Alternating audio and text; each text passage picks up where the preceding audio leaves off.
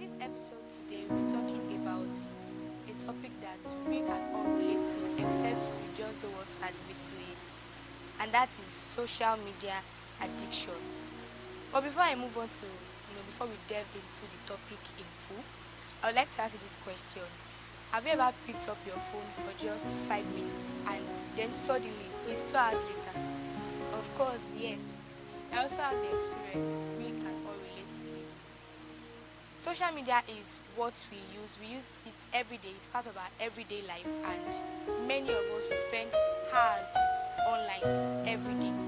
But when does this usage become an addiction? So our focus for today will be the definition of social media addiction, the causes and things that influence it, and also the types. So now, what exactly is social media addiction? Social media addiction is a behavioral addiction where you have excessive and compulsive social media use, and this interferes with your daily life activities, day-to-day activities, your relationship with people, both online and offline, and most times you are unable to control your usage, unable to control how you use social media. And when you don't have access to your phone, or when you have access to social media, you become restless. So in simple terms, what is social media addiction?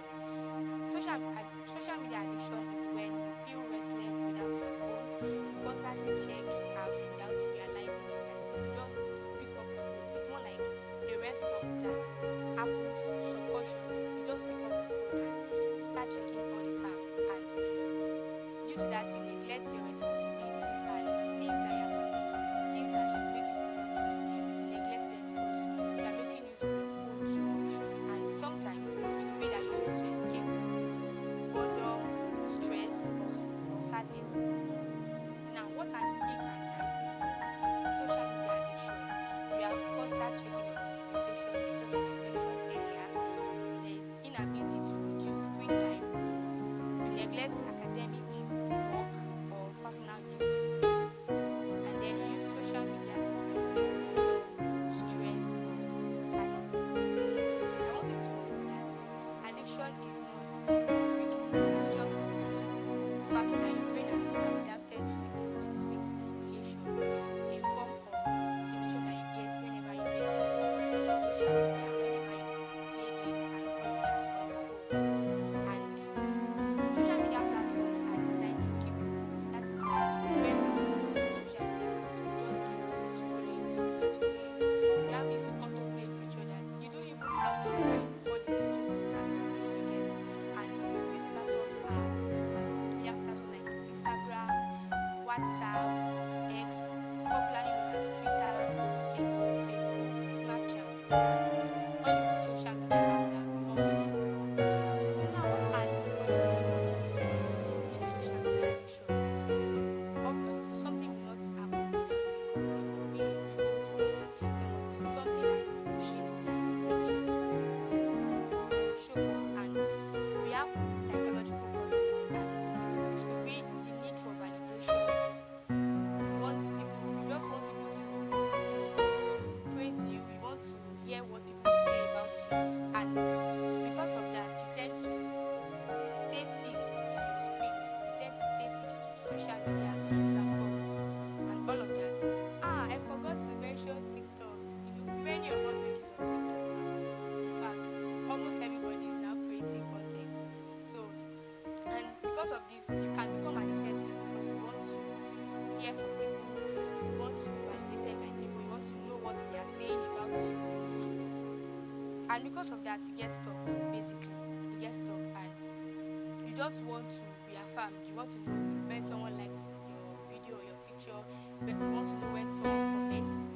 Basically, you just want social approval, and this could be a cause of social media addiction. And another psychological cause is the fear of missing out. You don't want to miss out on anything that is going on online. You want to be up to date. You want to know the full gist that is happening on TikTok, everything happening on Twitter. You want to know how people are. You want to use it as an excuse not to do other things. For example, you don't want to read, but you don't want it to be as if you are just staying without doing anything. So you pick up your phone and then you start to scroll, and before you know it, all this will lead to you becoming addicted to it. And then we also have the biological influence. Now this is as if we are talking about science to an extent. Let's say you're a content creator now and you post this particular video or picture, and then people start to react, people start to comment, people share it, and because you're already used to that, you're happy. Your brain will start to release hormones like dopamine, and you're happy. So you want that feeling to continue, so you keep posting, and when people don't engage your posts like they used to, you start to feel sad. So this could also be a reason why you become addicted to social media. And we also have the cultural and the social influence. We now live in a digital area where we have online followers, people engage online. We now engage online more than we do offline now, because everybody, or virtually everybody, is on social media. And also the environmental influence. We have access to our phones in school, in church, while you are working, while you are eating. You are always with your phone. You have access to it, and that could also increase the addiction risks. And the fact that some people work from home, and basically you make use of your phone, definitely. So this could also be a cause of addiction. Now let's move on to the types of addiction. What are the types of addiction that we have? One is the scrolling addiction. I will make use of Instagram as like my core example now. You open Instagram, you want to watch just one video, but before you know it, you're already laughing and giggling. Then you keep scrolling, you keep scrolling, you keep scrolling. Before you know it, 5 minutes turn to 10 minutes, from 10 minutes to 30 minutes. Before you know it, you spend like 2 hours or 3 hours scrolling and laughing. And this is also a type of addiction. The same way you watch TikTok reels, TikTok, you keep scrolling and scrolling. You see search people, what things what in the search topics that people are searching, and then you just click, and from there you keep scrolling, you keep, because of the feeling that you're getting from it, you are happy and all of that. So you keep scrolling and scrolling. So scrolling addiction, that is also a type of social media addiction. And another type of addiction is validation addiction. Just like I mentioned, just because they are not that post, you are attaching your value to that post. So if that post do not do well, you start to feel bad. So validation addiction is a type of social media addiction. And then we have people that they delete posts when they have low engagement. Just like I said, you are posting it because you want to see how people will react to it. You want to check if people will engage, if people will comment and all of that. So when you realize that people are not engaging, you feel sad, and because of that, you see some people delete posts just because they feel people are not engaging it. And another type of addiction is comparison addiction. Here you start to compare your lifestyle with what you see on social media. I don't know if you can recall last year around December, people were doing this trend that you buy cake and then you start to list your achievements for the year, and you hear people saying big things, many achievements, and then you start to think to yourself that, what am I doing with my life? Is it that I don't have any achievement? I've not made something big. So some people say, okay, people are reaching out to them, like for example, content creators, brand brands are reaching out to them.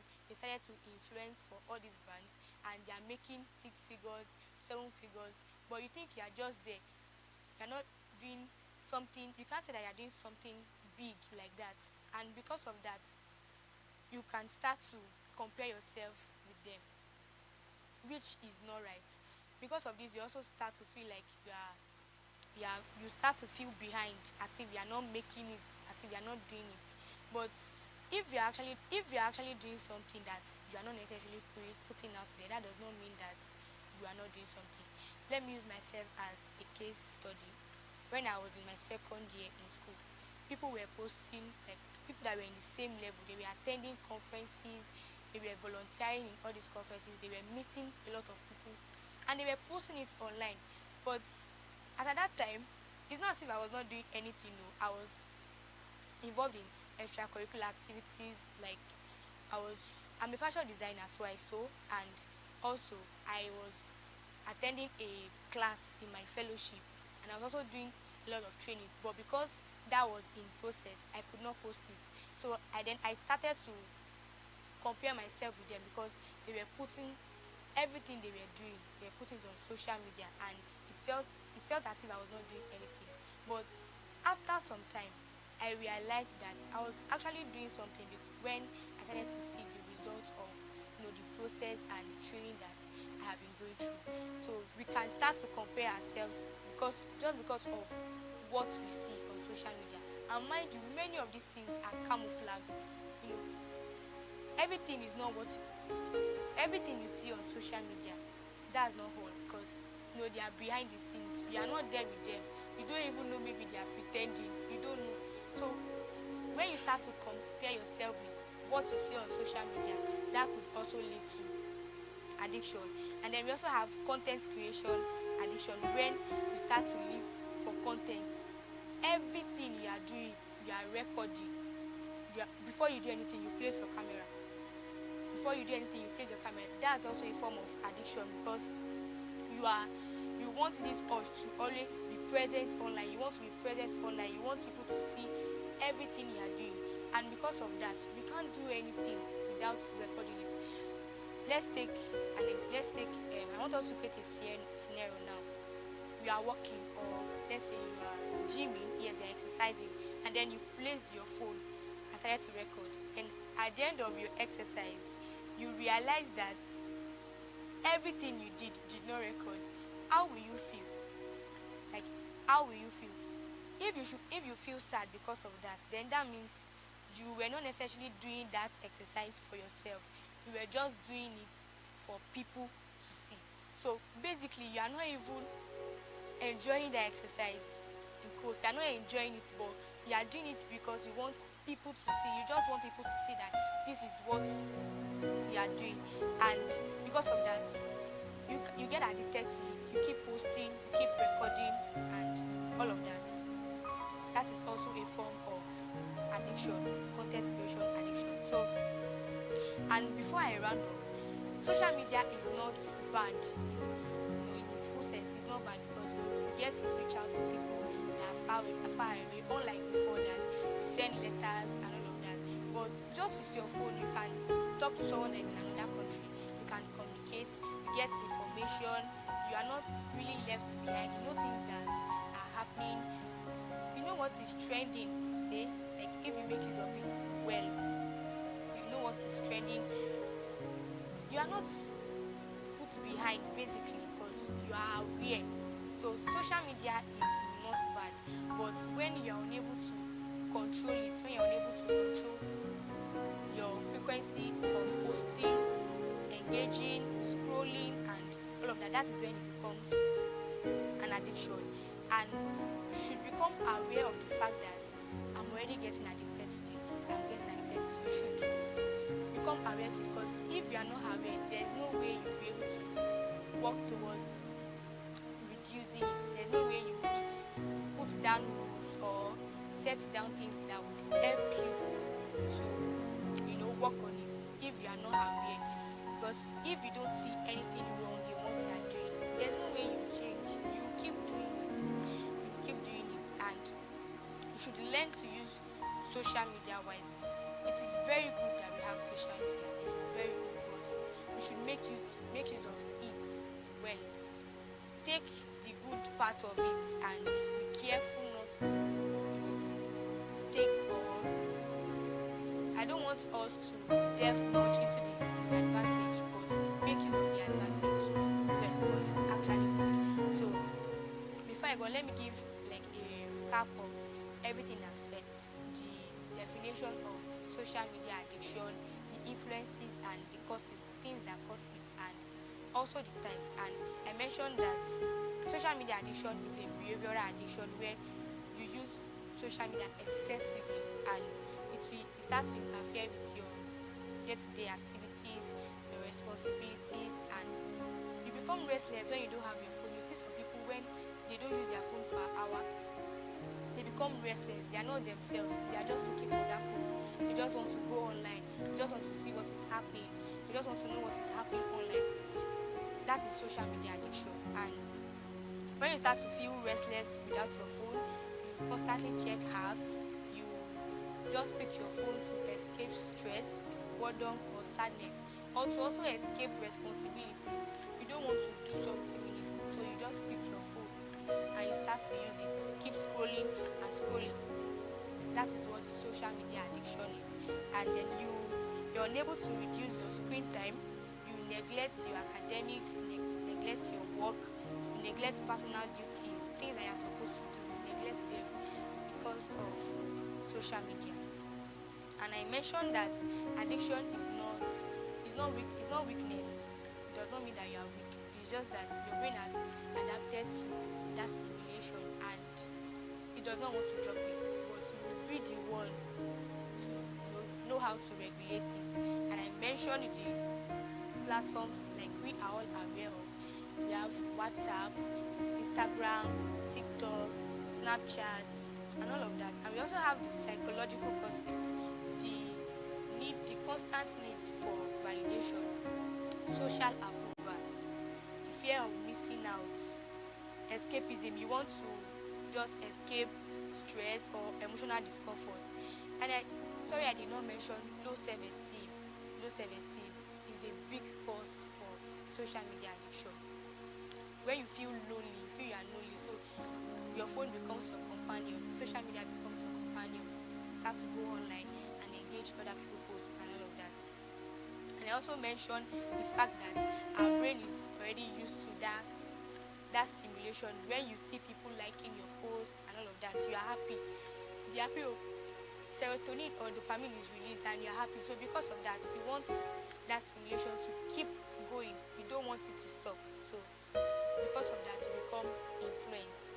And I also talked about the types. We have the scrolling addiction, where you just keep scrolling and scrolling, and before you know it, you have spent like 3 hours on Instagram. You say, okay, I've spent too much time. Let me quickly check TikTok.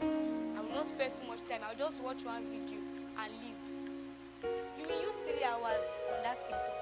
You will use 3 hours. You just check the time and you see that time has gone. So that's the type of addiction, social media addiction, scrolling addiction. You also have the validation addiction, where you just want people to validate you. You are obsessed with likes, you are obsessed with comments, with shares on your post. And most times this always comes from low self-esteem. Like you don't really see your self-worth. So your self-worth will not be based on what people are saying, about you. And that's not good enough. You should know your worth. Yes, know your worth before you start scrolling up and down, waiting for people to engage your post. And another type I mentioned is comparison validation. Comparison addiction rather. You start to compare yourself with others. You constantly compare yourself with others. You are not okay with yourself. I will not say that you should not make use of like when people are doing great, you can use that to push yourself to do better. But you should not compare yourself with them, because comparison is still out of joy. When you start to compare yourself with others, you would not do what you're supposed to do. You start to feel that okay, I'm not doing well in life. I'm way behind. These people are doing well, and it's as if I'm not doing. I want you to remember the scenario I gave about myself when it felt as if people were doing well and I was not doing anything. But behind the scenes, seriously, honestly, I was doing things, because when I started seeing the results, I was glad and happy with myself, that even with the fact that I could not post the process, I could not put the process out there, I was doing something with my life. And if you are able to understand and see your self-worth, you are, I won't say contented really, but you are contented with where you are confident in the process and the efforts you are putting into your day-to-day activities, into your life. When you are confident in it, you won't start to compare yourself with others. And just like I mentioned, that majority of these things that you see online most of them are camouflage. Most of them are camouflage. So I don't want you to start.